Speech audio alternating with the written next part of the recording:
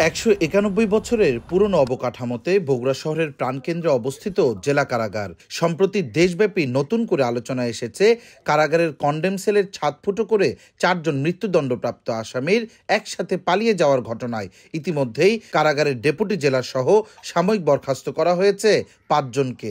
সাথে পুরো ঘটনার তদন্ত করছে পৃথক ৩টি কমিটি।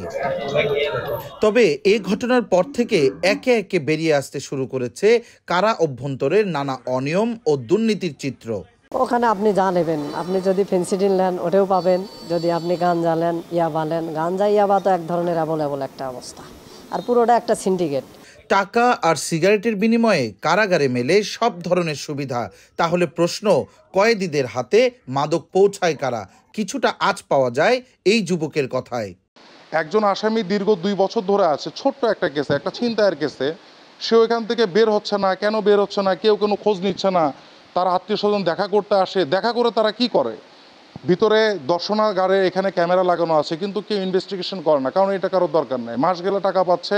এদিকে এখন পর্যন্ত হওয়া তদন্তে ৪ কয়েদি পালানোর ঘটনায় কারাভবনের অবকাঠামোগত নাজুক অবস্থা সহ ৫টি কারণ খুঁজে পেয়েছে কমিটি। দায়িত্বরত কারারক্ষী ও কর্মকর্তাদের দায়িত্ব অবহেলা সহ কারাগারটি জনবহুলপূর্ণ এলাকায় হওয়ায় নিরাপত্তা ঘাটতি চিহ্নিত করা হয়েছে। ঘটনার সাথে কারা অভ্যন্তরের কেউ জড়িত আছে কিনা তাও খতিয়ে দেখছেন তারা। ১৮৩৩ সালে কারাগার, এই সেলগুলোতে ১৪০ বছর ধরে কিন্তু বন্দীরা থাকে, তাই না? এরকম একটা ঘটনা ঘটলো বলেই আমরা এখন নতুন করে আবার তদন্ত করে দেখছি যে দুর্বলতা আসলে কোথায় ছিল। কারা এলাকার বাইরে সবকিছু কারা কর্তৃপক্ষের নিয়ন্ত্রণে না, এটা তো। এদিকে নিরাপত্তা ও অবকাঠামোগত ত্রুটির পাশাপাশি কারা অভ্যন্তরের নানা অনিয়ম ও মাদক সংশ্লিষ্টতা সম্পর্কে জানতে চাইলে বগুড়া জেলা প্রশাসক জানান, ইতিমধ্যেই তাদের তদন্তে বেশ কিছু বিষয় উঠে এসেছে।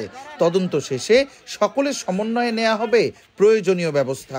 তদন্ত কমিটি যদি মনে করে যে আসলে এই কারাগারটা ব্রিটিশ আমলের কারাগার হওয়ায় এখানে একটু রিস্ক আছে বা এখানের অবকাঠামো ইনফ্রাস্ট্রাকচার বা সিকিউরিটি সিস্টেমটা কিছুটা ঘাটতি আছে, তাহলে সেটাও আমরা কিন্তু ফাইন্ডিংস আকারে দিব। তবে কারাগারের নিরাপত্তা ব্যবস্থা আর অভ্যন্তরের বৈষম্যমূলক নানা অসঙ্গতির এমন চিত্রে উদ্বিগ্ন বগুড়ার সাধারণ জনগণ। এমন পরিস্থিতিতে যেসব অসাধু কর্মচারীদের সিন্ডিকেটে কারাগারের এমন বেহাল অবস্থা, তাদের সম্পদের অনুসন্ধানেরও দাবি জানায় সুজন। যাতে কারা নিরাপত্তা যাতে বিঘ্নিত না হয় এবং কোনোভাবেই ওখানে যেন অবৈধ অনৈতিক সুযোগ সুবিধা যাতে না দেওয়া হয়, এটা আমরা সচেতন মানুষ হিসেবে এটা আমরা রাষ্ট্রের সর্বোচ্চ যারা কর্ণধার রয়েছে তাদের কাছ থেকে আশা করছি।